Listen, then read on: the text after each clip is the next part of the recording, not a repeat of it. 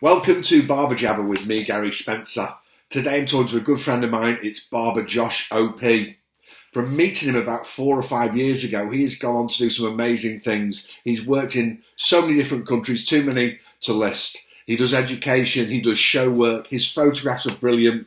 And on top of that, he's a great guy. He's really inspirational. He motivates people. So I hope you enjoyed the conversation. Welcome, Josh OP, to Barber Jabber with me, Gary Spencer. Barber. How are you? Are you well? I'm very good, thank you. I'm very good, making the most of a awkward situation. So, like everybody else, just trying to be as happy as possible. How about yourself? How are you? Yeah, good. I mean, as I say, we're doing the same as you. It's given us a bit of time with the family. Yeah. I was glad my son, who's a student in Derby, he came home and he's been living with us. So we've been Netflixing it every day. But Yeah. it's got me to do things I wasn't doing previously because, like you, we're always busy and we do stuff most weekends and throughout the week. So we started doing this podcast. We've had a couple of great ones already. We've got like Julius Caesar from speaking to Alan Beat, Josh LaMonica. I'm speaking to Rob from Scoreham on Sunday. Nice. So it's good because I've always been having a crack at it and yeah, I'm having some fun.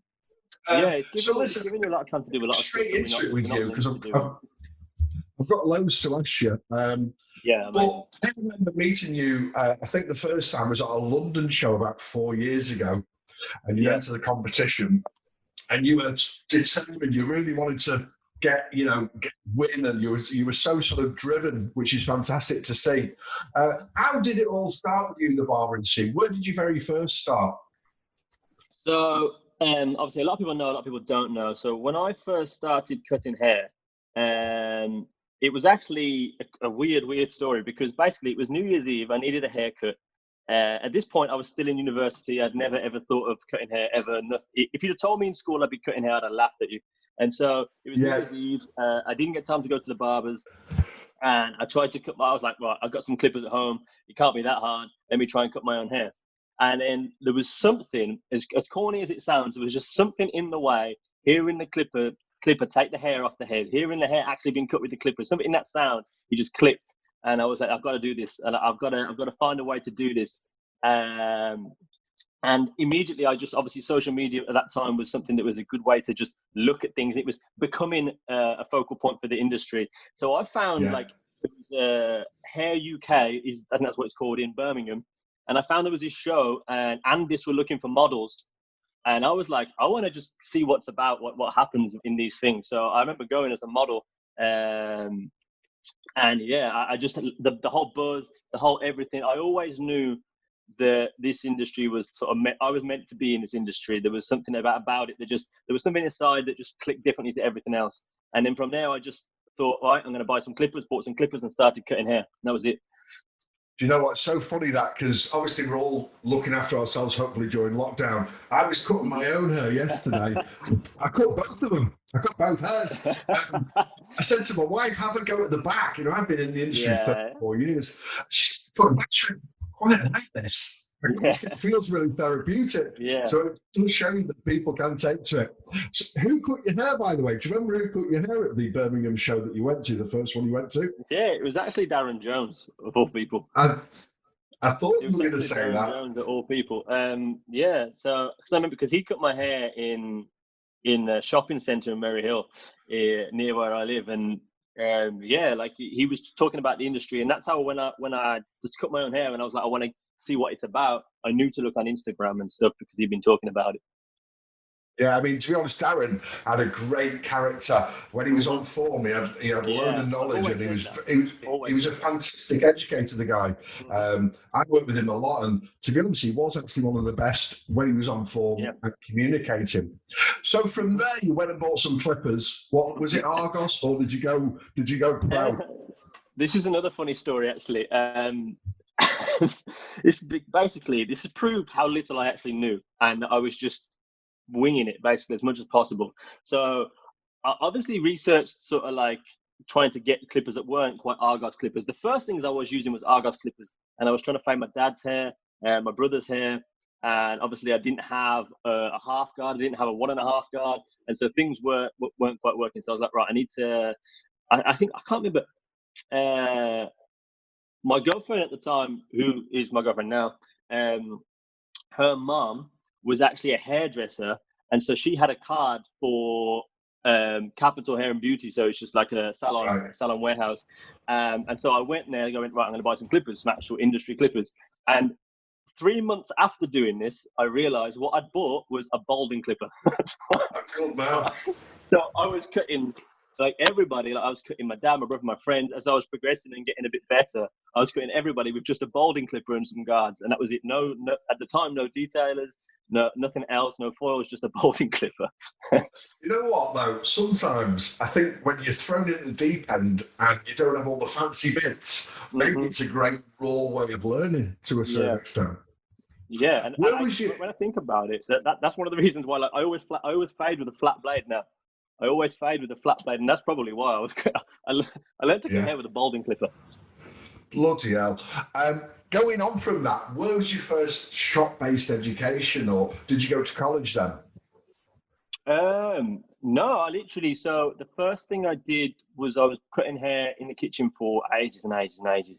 It was probably about 4 or 5 months, maybe 6, and I got offered a job. Well, I got offered to go and sort of like be an apprentice, but like not an apprentice, if you know what I mean. So to just sort of like, he was calling me an apprentice so that people would trust me to cut their hair. So that people would trust me to cut their hair because I didn't have much experience, but he was just putting me in as a barber. So I was just working day in, day out as a barber, basically. And it was literally just a local shop. So it was just a local shop. It was a guy who'd actually cut my hair previously in the same place where Darren cut my hair in the shopping centre, which again, now when I think about it, I got my hair cut in a shopping centre. I was like, man. Mary Hill Massive. Yeah, literally. And so he took me in. Like, I remember he said to me, come up and have an interview, because because I was posting the haircuts on Instagram just to get noticed for clients. Like, I was hoping my friends would like share it and their friends would come and get a haircut, and that was working. And so he followed me and he's seen that, and he got me to come work there. And I spent like I think I spent 3 or 4 months there. But by the time I spent 3 or 4 months there, I was just working flat out. Like, he was literally leaving me as manager of the shop. Like, I was dealing with all his clients. And then I got offered a job at Rockstar's Barbers. I got offered a job there from Mike, because, again, from Instagram, and again because Nick, who is still a good friend now, Nick used to cut my hair. So Nick used to cut my hair, and yes, and then they offered me a job there. I worked there that was probably the longest I ever worked anywhere, and it was almost like every time I was sort of like developing and building like a clientele in a shop, I got offered a job in a kind of a better shop in terms of like price and what I could earn myself. And the backstory to that is, obviously, when I was at university and I was in obviously student debt, I was a student, and so like, I was like minus £2,000 in my bank. And when you first started cutting hair, you're not earning money really. You're earning like maximum £200 a week, and so survival money. Yeah, and so like it was every time the money went in, it went out, went in, went out. And so I didn't want to leave Rockstar's Barbers. I've always said this. I never, ever, ever wanted to leave Rockstar's Barbers. I always have amazing memories there. But financially, I was still minus £2,000 in the bank, and I got offered a job in a shop where I was going to be bringing in at least £1.5 a month. So that was the only reason I left at that point. Yeah, that was Nicholas the Greek. He's called. He's a great. He was actually a finalist in our first ever competition, and I always remember him because I had all these barbers coming to our shop to do this competition. People like Tarek Howes and Luke Dolan, and when he walked in, I thought it was Tarek, and I called him Tarek for about 3 or 4 hours, and eventually went, "My name's actually Nick." Nick. He's a really cool guy. He was my best friend for a long time while I was there, especially. But I still speak to him now. So we're still really good friends. If I actually could see him regularly and I had time to, then we'd probably still be really, really good friends. But no, we still keep in touch. Yeah. So from there, you went on to the next shop. Where was that you went to after that? So that was the Gentleman Barbers in Birmingham. So another reason why I liked the challenge was it was a different aspect of barbering for myself. Like it was obviously I went from like a local shop just to find my feet into Rockstars, which was cool, kind of suited my vibe, kind of suited who I was, a bit more skatery, kind of that kind of aspect to it. But then I also liked the thought of the classic, more traditional gentleman's barber shop, offering services that I didn't normally get a chance to offer. And And so, yeah, I really enjoyed my time there. Spent, and again, I think it was like 4 or 5 months there. Me and Pat then became really good friends. And the reason I actually started working there, so the real reason I started working there was because Pat, Man Barber, I used to cut his hair. He used to come to me at Rockstars. He's a character, that guy. I love him. He's funny, isn't he? He's wild. Like he's not in this planet. But we're still really, really good friends. We still speak quite a lot. But yeah, so I was cutting his hair, and he was talking to me about, like, I was talking to him about obviously the financial issues that I was having at the time, and he was just saying how much he brought in, basically. And it's not really about that, but at that time in my life, it had to be, because I had to get out of the situation I was in. When he told me that, and he said that they would love to have me, I went down, and everywhere it was like did a trades test, and then I worked there for a bit with him, and I really enjoyed that time. To be fair, we had a good laugh, and that was when education first started to come into my work, because it was actually, I got offered my first education bout at the end of near the end of my spell at Rockstars, which was pretty cool. Yeah, I mean, that's funny you should say that, because the old adage about money's not important, but it's a lot more important when you've not got any and you're struggling, and you can't be, focused on a lot else when you've got debts and stuff. So it's exactly. What did your parents think? Because obviously you're slightly academic, you're going to university. What were you doing, like modern dance, or what were you doing at university? A modern dancer. I was doing Bhangra. That's what I was doing. Cool. What were you doing? Go on. I was doing Bhangra dancing. Yeah, that's the one. That's the one. I was doing geography. I was doing geography, which was obviously, when you think about it now, quite strange. But one of the things that kind of was the reason for doing geography was, I've always liked teaching. I've always been very good at teaching. I've always been very good at sort of articulating as I'm teaching and making people pay attention. I've done that through all my life with sports, through everything. And so geography was kind of a wide spectrum, and so I could pretty much teach anything with that. I also like traveling. So I knew with geography, you got to travel and go to different countries doing field work and stuff. And so when I think about it now, I'm traveling, I'm teaching, but I'm doing something I love, which is more important. But at the time, I was, in my head at least, I was ticking 2 of the boxes. Yeah, definitely. I mean, and you know the difference between like undulation and all about all hill structures. So that's always handy in barbering. Rivers, everything. That's the one. I mean, so were the parents happy with you moving from that life, or did they give you some hassle? Well, my dad, like my mum and dad at the time, and when I think about it now, fair enough, because I'd always been, so when I was younger, I played cricket, and my real goal when I was younger was to try and become a professional cricket player. And that had been my drive through most of my younger life. And then I had quite a bad injury in my shoulder, like everybody does. Like all people who were supposed to be professional at sports always have an injury, but I legitimately had an injury that caused me not to play properly for like 2 or 3 years. And that was when I became a little bit lost in terms of not really having a goal or a drive, other than it was like uni. I went to uni because everybody goes to uni. But so like during that time, I'd been the kind of person who would try something for a month, didn't like it, do something else for a month, didn't like it. Like I went to go to uni, then I didn't go, and I redid some exams to go to an even better uni, went to the even better uni, didn't like it, went to a smaller uni again, didn't like it. Was in the meantime, like I got offered a job in a bank. I got offered a job. I went to those interviews, got offered those different jobs. Like I never had something I really, really wanted to do. So when I said I was going to be a barber and I was dropping out of uni to be a barber, they absolutely hated it at the time, because quite right. Well, here we go again. In fairness. Because it was something like, there's another thing that he wants to try and do that he's gonna like either we're gonna put some money into helping buy some clippers, or he's gonna waste money buying clippers or whatever, and then he's not gonna want to do it. And then so my girlfriend now again was my girlfriend at the time, and she was the only person who said to me, "Just do you." She was like, "Do what you got to do, as long as you're happy, it will all work out." And like there was something in me that, like, I remember I said to my mum and dad, and it can sound quite brash, but I remember saying to them, we were sat on the sofa having a conversation about it, and they were saying, "Do you realize what you're about to do and throw away, etc." And I said, "Look, I have no idea. I have absolutely no idea what you can make it as in barbering, but I promise you, I will make it as something." And that's all I said to them. And from that moment, it was just leave me to it, and I'm going to do it.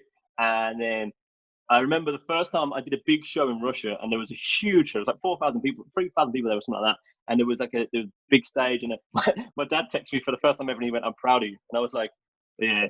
It took a bit of time, but yeah, they came around. Well, I've still enrolled you on a night school doing geography just to fall back on. So listen, you're at Gentleman's Barbers, and you're working with Pac-Man. When did you start thinking you wanted to take it to the next level of doing your own education? And you've been offered a little bit. You think, listen, this is something I really want to go down, not just working behind a chair. So it was kind of like everything I've done in my career, I never really actually ever set out to do it, if that makes sense. Like I never really sat down and went, like at the start of it at least, I didn't sit down and go, okay, I want to do this, so I'm going to then try and do it. It was like I got offered a chance to do it in Rotterdam. First ever class was in Rotterdam, did that. Then I did a few bits elsewhere. It was in England, etc. Then I got offered that one in Russia, and it was just sort of like I just started to feel more intrinsic sort of like contentment and happiness from teaching than I did behind the chair. And it didn't take away from how much I loved cutting hair in general and just being behind the chair with the customers. Of course, I still love that, but there was a new sense of passion inside of me that was like, it was like the fire for cutting hair was like, and I mean, with the clients was like here, and it will always be there. But the passion and the fire burning inside to teach and to be on stage and do all that was like, it was just soaring through. And it was, I couldn't deny it. And it was almost like I just followed a passion. I had to do it. I had to do more. Yeah, I mean, there is something special. I mean, I don't know how you can encapsulate it, but if you've got 10 people doing an education day, they all want to be there. They've all paid good money to be there. Something better when you're with 10 people who all want to be creative and they're all bouncing off each other with a good vibe. You did our show. I think you came to the London show for the competition. We then went to Amsterdam, and you were with Pac-Man at that, and that was like when we did it at Cutthroat Amsterdam. That was great fun, and I always think about that with you because you're really serious with your pictures, but I think you're really good fun because we travelled to a couple of college events, didn't we? We did the Isle of Wight and I think one in Wales, and we had a really good time. I think you've got a great personality. What would you say are the sort of key factors? Say somebody's looking at this today and they're looking at becoming an educator. What would you say are the sort of ingredients that you put into what you do? So one of the things you probably heard me talk a lot about through the early stage of my educational career was just being about being organic and putting out an organic energy. And it's like I firmly believe that what's meant to happen in your life, what's meant to come for you, will find you. And you just gotta, as long as you be yourself, then you're sort of, I always talk about the energy you put out is the energy you receive. And so if you just be organic and simply just be passionate, and one of the key words I use now is relentless. If you just be relentless in doing what you want to do, then the people that want to be around that will just gravitate towards you. And so like, it's about seizing the opportunity. So like, if you do get on stage, if you do get on a booth, don't just go on a booth and try to cut to please the people that are there or to do this and that. But one of the first times I ever actually cut on any show ever was at your show in Scotland, and it was pretty much, I was basically going, Gary, let me cut hair, and you said, okay, there's a chair in the corner over there, and I dragged Pat to Scotland. We got lost for like 4 hours, but I made him, and we did the whole thing, and he sat there, and I did like some like crazy creative haircut because I was just determined on showing everybody what I wanted to do. And then through that, people just automatically gravitated towards it, and when they could sense the passion I was putting into it, then they just automatically, whether they like it or not, was respecting it. And then people, as you said, when you get to know me, you hear me speak more, you realize the personality and sort of what I believe with the education is the value on giving people that isn't just about cutting hair. Hopefully what I always aim to do is help people just feel better about themselves. And once that started to come through as well, then yeah, it happened naturally. And I'd always say, try not to force it. Like if you try and force it, and if you try and put on a class without there being demand, if you try and give supply without there actually being a demand there in the first place, the energy of the whole event's not going to be great. If you've got like a class and you've got like 2 or 3 people in there, it's just going to be awkward. And like, not saying like if you have a private class where you set it as 2 or 3 people, it's different. But if you've gone, right, I'm doing a class, I'm just going to do a random class. If you get like 1 or 2 people there, and it's all about that environment and that atmosphere, and that's all going to come from just you being organic. And if you're not organic, if you're trying to force it, people are going to pick up on it. Yeah, we've definitely seen a lot over the last couple of years. A lot of people getting on the bandwagon of doing like a look and learn. Yeah, And I'll yeah, be honest with you, I mean, no disrespect to anybody, but some people just don't cut out for it. hmm It's like you can, yeah, it was great being a plumber, but he not yeah, going to necessarily teach plumbing at college. Do you know what I'm yeah, saying? yeah, 100%. I think it's probably a bit of a shame because some guys think, oh, I'm brilliant at fading or brilliant at this, so therefore I can educate. And it just doesn't quite work like Yeah. that. So we've got to be or have some specific haircuts. When did the sort of social media stuff start to blow up for you? And which particular haircuts did you find that really caught people's eyes and were given like the Josh OP signature? So this is a good one actually with social media, because I'm actually releasing, like, on the academy soon. We're going to be having like a short course in social media and stuff. And like with social media, it was pretty much the same. It was like I never really tried to do anything really. It was just I was putting out stuff that I liked, and I just put up work that I liked, and I was happy about it, passionate about it.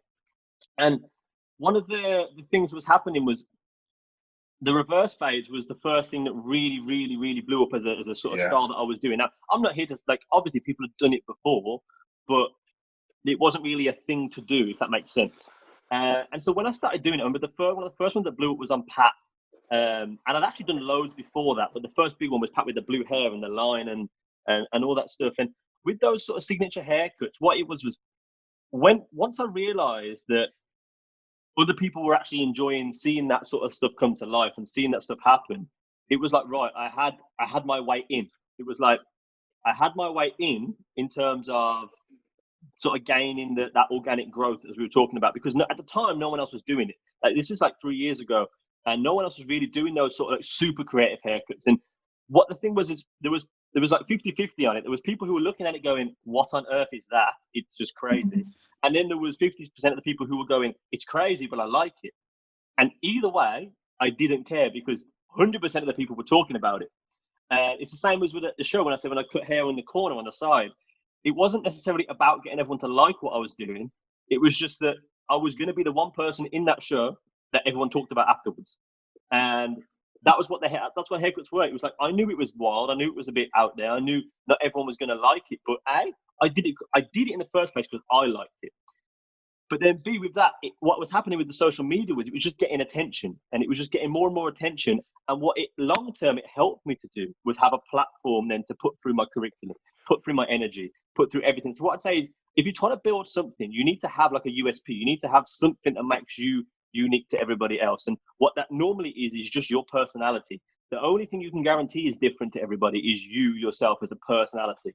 And so what I'd say mostly is post with the energy that you have inside you. Don't sort of like if you just put up a haircut and go haircut, like that's it. Then, or like skin fade. People like, you're scrolling down Instagram, people are seeing photos everywhere. Everyone's posting photos, and realistically nowadays, everyone can cut hair really well. Everyone can cut. So Everyone that you brilliant, see on Instagram guys. cuts hair really well. So the only thing that's going to make you different is if the caption's different, or the energy that the caption has is different.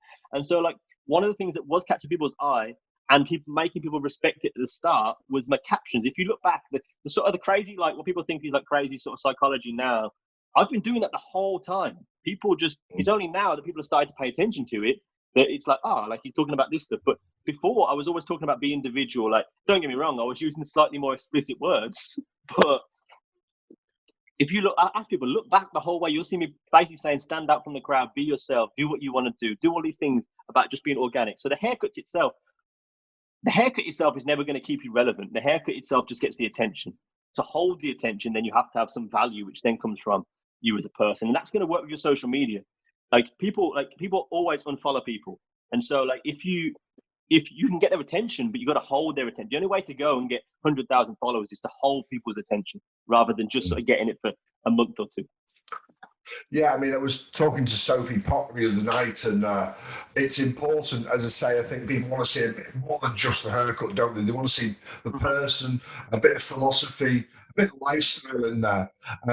One thing I really don't like seeing is you can almost see when people are copying other people's style to a certain extent. I think that's a bit of a shame. I think we can learn other people's style and take things on.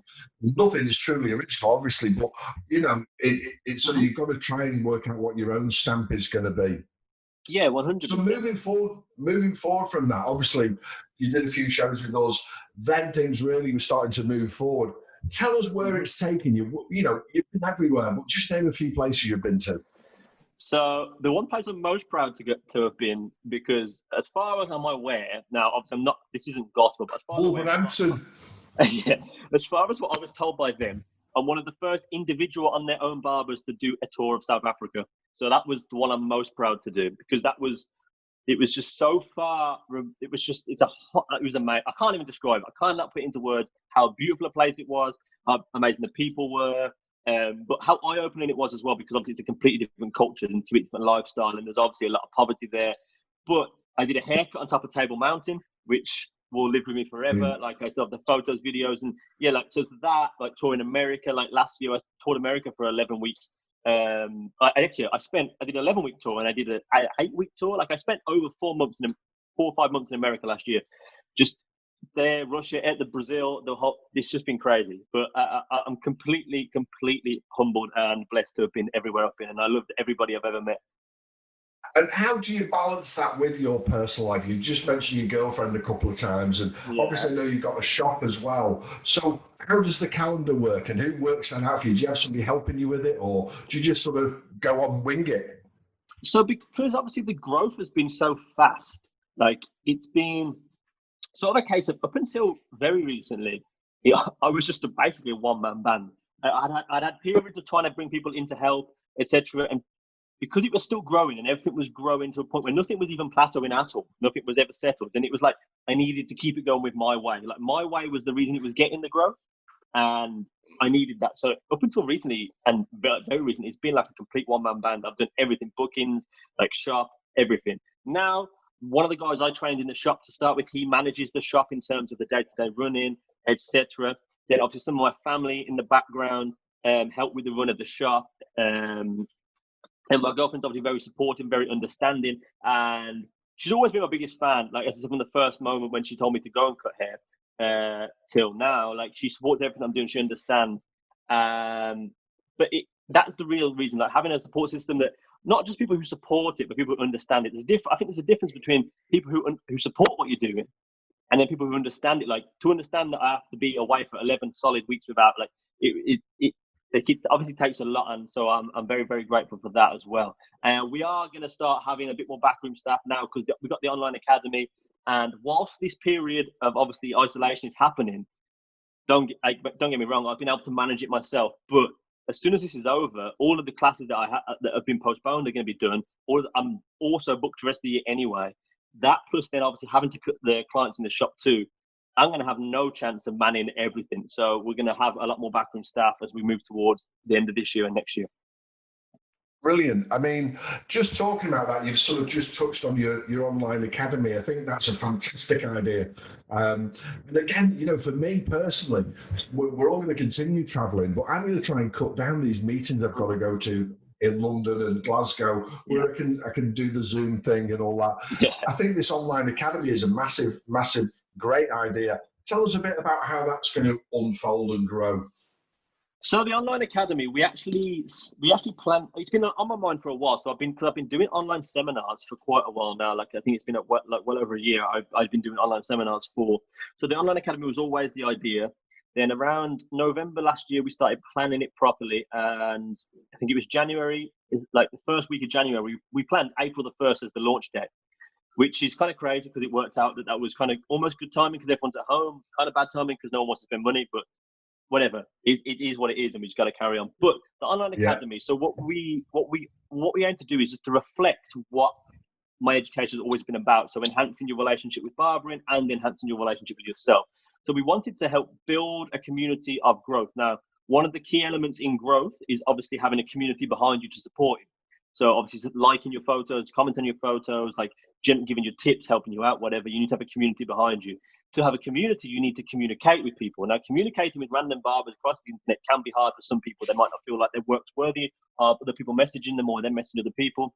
So one of the things we wanted to add in is we do have quite a big community effect. We have a community on the academy where you can post a bit like a little Facebook page on there. But we have, as well as that, we have a Facebook page as well, which we find is more easily accessible to people because Facebook, they already know how to work. So we have these two elements, and honestly, the growth people are making and communicating. Like one of the other days, some guy on the academy tagged me in his photo on Instagram. I went on it to like it, and I've seen on there a bunch of comments from other people on the academy. And so people are making friends and growing their own networks. And that's the way to build your opportunities.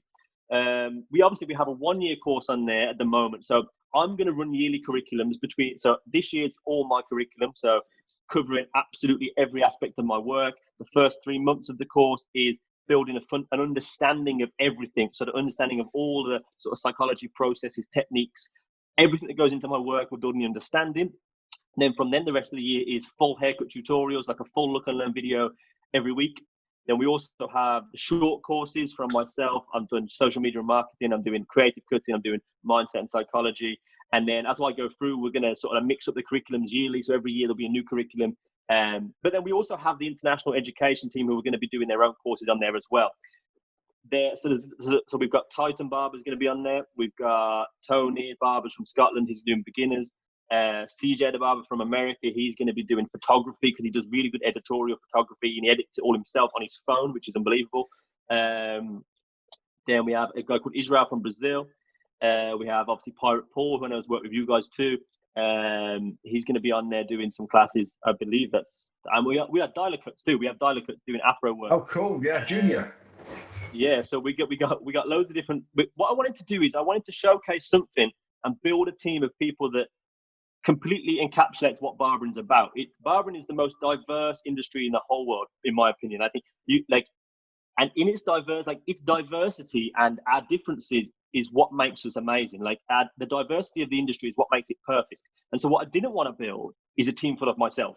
I didn't want to just have a carbon copy of myself teaching everything around the world. What I wanted to do is have us all teaching a similar ethos and believing in the same thing in terms of growth, in terms of sort of being organic, but being completely different. Like my perfect idea of being on stage is having 6 people, or 2, 3, 4, 5 people, however many people on stage, and all of us looking like really we probably shouldn't be on stage together, but delivering the same message. That's what I love about it. Yeah, I like it because I come from way back when in like Sassoon times and other training organisations, and that was one thing I was going to ask you, because a lot of it does tend to almost stifle your creativity if you insist it's exactly the same for every person. So then they actually lose the personality a bit. You put this group together, and it's a bit like the Magnificent Seven or something like that, or that Usual Suspects film or something. Yeah. They're all very different, but I think that's fantastic. Yeah. So the question I'm going to ask you, because we have to ask this one. I do know you were using beaverless clippers when I worked with you. I don't know whether you're using them still. Give me 3 favourite tools or three things you have in your kit all the time that you can't live without, and why. So, and don't say Red Bull energy drink. Now, so honestly, my favourite and most important tool that I honestly, if it broke, I'd have to get another one straight away, is actually a comb that I actually got from you guys years ago. And it's called, I think it's Leader. I think it's the brand of it. Yeah, it's great. They're great. A white Leader comb. And I stress on the academy to people when it's the technical end of the process and whatever. But my comb is my most important tool, like in my opinion. Like, especially with your scissor work, the comb, in my opinion, is more important than the scissors, because the comb's going to help you with obviously tension, direction, elevate. That's going to help you control the hair. The scissor just does the cut. One of the things we always focus on, especially with tools, is understanding the things that go before the execution.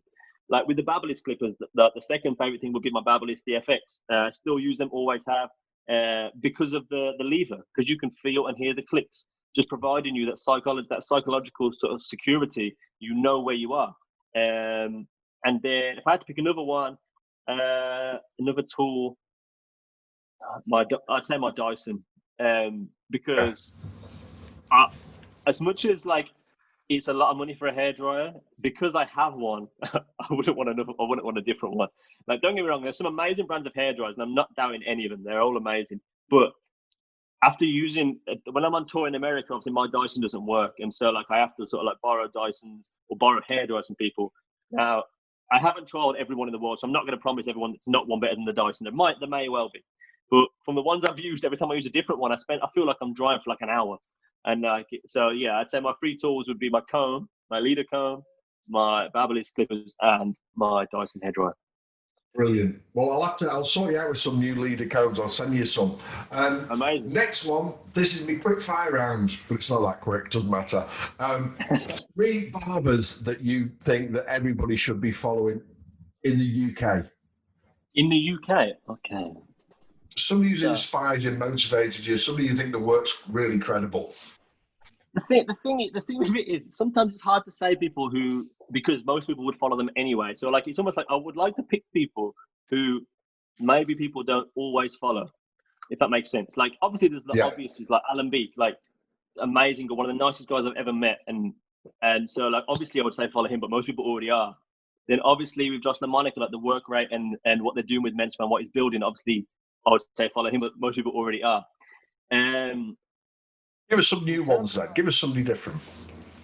So, I mean, I'm trying to really think about this. I know you said quick fire round, but I'm trying to think. Like, don't get me wrong. As much as he's in the team, I'd actually say Junior. So Dialer Cuts. I think he's a fantastic. I think he's very, very underrated as a barber in his skill set. I think B, he's a lovely, lovely guy, and C, he will help anybody out. So, like, I would definitely say he would be one to follow. And I think he's very, very underrated. Another guy I think is really, really underappreciated in the industry is Nick Barford from Nomad Barber, I believe. I'd definitely say he's underappreciated in terms of the industry in a big scale. Like, I think his work's phenomenal, and always have done. I'm trying to think of people. What about international? I mean, obviously you spent a lot of time in Russia as well and stuff. Are there any people out there that they might not be following that you'd say, give him a follow, we like him? I'd say internationally, who would I say? It depends on what you want. I think someone to follow for a reason that you could gain a lot of stuff that you wouldn't gain from most educators would be Chris Bossio. He's a good friend of mine, A, but B, he does a lot of help with people in terms of business and business strategy, and he's built an amazing business and a very successful business out there. But like, he educates, and he does a lot of education. His education obviously sometimes can be a little bit more aimed at sort of like, he does a lot of YouTube and stuff, and he has an online academy. But most importantly, he does a lot of work with like business strategy and how to run a successful business and stuff. And I think that's one thing that people don't often get a chance to learn from somebody. And so I think that would be a good one to follow. Just because Chris Bossio, give him a follow. On that point, I mean, obviously, I think you've got a different approach, and I love you've got you bring something different to a show. I think. What would be a show that you would recommend people to go to in the States, maybe if they ever bought the plane ticket? What would you tell them to go to, and why are they different over there? I think it's a whole different sense of enjoyment in terms of the show. Like, when you go internationally, a lot of people do want it to be a show, and a lot of it can come down to British personalities very serious. I think sometimes that we wouldn't necessarily want people standing on stage like going on like rappers and stuff. Like, we wouldn't want that. But like, part of what makes them shows special and amazing is the atmosphere that creates and how hyped up everybody gets. And so, like, obviously one of the main ones would be CT. Definitely, because Jay Majors always throws on an amazing show, and he always delivers, and he's a lovely, lovely guy too. But one of the events that we're actually merging with with CT this year is EWP, so Education with Purpose, and I worked on that last year. What that was it was a show with no vendors, that was what Chris Bossio organised. It was a show, no vendors, no sales, no nothing. It was just a day we turned up and we had 3 educators on stage. It was me, Tyreek Jackson, and Chris Bossio, and we just did pure education. So it was like a full look and learn, whole class, one by one. And that was quite good because it was the whole purpose, as it was literally education. My other favourite one, I did one in San Jose for Paradox Barbers. I think it was called the Paradox Summit. That was unbelievable show last year. The whole vibe was just so friendly and amazing. The place they did was perfect. Everything about it was just something special about that event, and I loved it. And it was a whole family feel because they got a big team. Excellent. Right, well, listen, we're nearly coming to our end. We've got about 10 minutes left. No worries. Excuse me. What advice would you give to somebody new starting out in the business? A young guy sat, listening to this thinking, I want to get, do things and move things in barbering. What would be your advice then? 3 pieces of advice. So the first piece of advice would be to remember that you need to be yourself because you're already the best. One thing I always talk about, people get sick of hearing me saying it, but I always say that you need to remember that every single person you meet is better than you at something. And every single person you meet, you are better than them at something too. So give everybody else the value they deserve, but also remember the value you can bring. And that in that sense, try not to ever look to other people in terms of trying to be doing things like them. What you want to be doing is just doing things like you, like yourself. And if you do that and believe in it, then the world will start to believe in it too. Like if you love yourself, the world will love you. And if you love what you do, the world will love it too. So make sure that you just try not to limit yourself by, like, a lot of people focus on certain people as well. They'll focus on like 2 or 3 people and go, they're my inspiration. But what you're doing then is you're limiting your inspiration. But one of the key elements I'd say to me growing was the fact that I never limited my inspiration in terms of, I don't have specific people I get inspired by. I could just be inspired by anybody I ever meet. Like, I just leave my brain open to inspiration at any point, because inspiration isn't the thing you're looking at. It's not the person's page you're looking at. Inspiration is the feeling you get inside when you look at it. And so remember, the inspiration is still internal, and it's intrinsic, and all it is fuel. Inspiration is just fuel. Then you can go and say, right, if you get that feeling, whenever it is, it could be like, you could hear someone say something in Starbucks and just go, right, okay, I'm going to go home and cut hair now because I need to create this inside. Do it. Just if you're still awake at 2 a.m. because you can't stop thinking about work, get up and work. Like, just listen to yourself, listen to your body, and you'll be able to go far. Brilliant.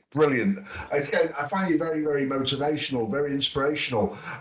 Before I go into the summation and sort of rounding up, we can get you, and people can contact you on Instagram, obviously. You've got your website, I would imagine. Any other ways they can get in touch with you if they want to discuss anything with you? So, but the main ways is obviously through Instagram. Go on the Instagram page, and especially during this period of lockdown, I've had a lot more time to reply to people. So if you want any information, we can get that through there. Obviously, we have the website, but the website's less for inquiries, more for actually going on for the academy. If you have any inquiries on it, it's opbarberworld@gmail.com. You can contact that, and we'll get a message back to you straight away. Brilliant. Where do you see yourself? What do you see after lockdown? The next 3-4 years, what do you see happening with what you're doing? One of the things that I always try to work by is like everything, like all of my sort of like visions and like goals, it kind of almost like merging together, where it just naturally progresses in a natural progression. I think the natural progressions that are happening at the moment is for the shop at home to just keep getting busy. I mean, the shop at home, we've only been open for like 2 years. That's getting to the point where even if I'm not there, it's starting to make money just about before this was happening. So hopefully keep that going. And I think we want to have at least one more around here. But the natural progression for the education is to sort of build the academy is going to keep growing naturally, I think, to keep doing that, to keep educating, just keep being relentless in what's already happening. And in doing so, helping to sort of like expand and diversify what I'm doing through the other educators too. One of the things I do want to do is within the next few years, I'd like for us as a team to throw a show. That's one of the things I would like to do, because obviously, because of the diversity of each of us and who we could appeal to, we have the pulling power to be able to actually create something like our own show, which would be quite cool. Brilliant. And hopefully you'll come back and do our show. If we get the time, we're still hoping to November do something. One of the things we want to do is even if it's like, obviously with the shows we're going to aim, one of the natural progressions we're going to do immediately is, as soon as this is done, the lockdown, we're going to attend a lot more shows as the international team. So even if I'm not there because I've been booked already and I've already got commitments, we then will still have a team to send down, and we could have a stage presence as a team. And just helping that together, like promoting it together, it'll be good. So we'll definitely be able to do something together. Excellent. Well, listen, I think you're very inspirational, very motivational. I love your imagery and your photos. I love everything about you. I'm a loving kind of guy. I appreciate it. I wish you all the best with everything you're doing. I think it's fantastic. Thank you. Thanks for being on today. Thanks for chatting to me. It's been a pleasure. Anytime. Is there any last words you'd like to give us before we sign off? Not particularly. Like everything that I always try to stress to people. I think I've pretty much talked about today and pretty much summed up. But basically, yeah, just remember to be confident and remember to love yourself. That's the most important thing, because the reason that you started cutting hair in the first place was not to make people happy. Like my story today is pretty much an epitome of almost everybody who wants to cut hair, who has started cutting hair. You don't do it because it makes everyone else happy. You do it because you wanted to. And so keep that ethos the whole way through. That when you're cutting hair, cut hair so you're happy with it. If you're happy with it, the clients that are meant to be your clients will be happy with it too. If they're not happy with it, as an artist, you're not gonna do a haircut that's bad. You're not gonna leave a haircut that's bad. And so if you're happy with it, you yourself happy with it. If they are not happy with it, in my eyes, personally, it's just not your client and not someone else's client. So remember to do it to make yourself happy. Thank you very much. Listen, absolute pleasure talking to you. I do love you. My pleasure. Thanks a lot. Good luck with everything. You've got loads of projects, so all the best for the future, and goodbye. You too. Peace. Thank you. Cheers, mate. Thanks a lot.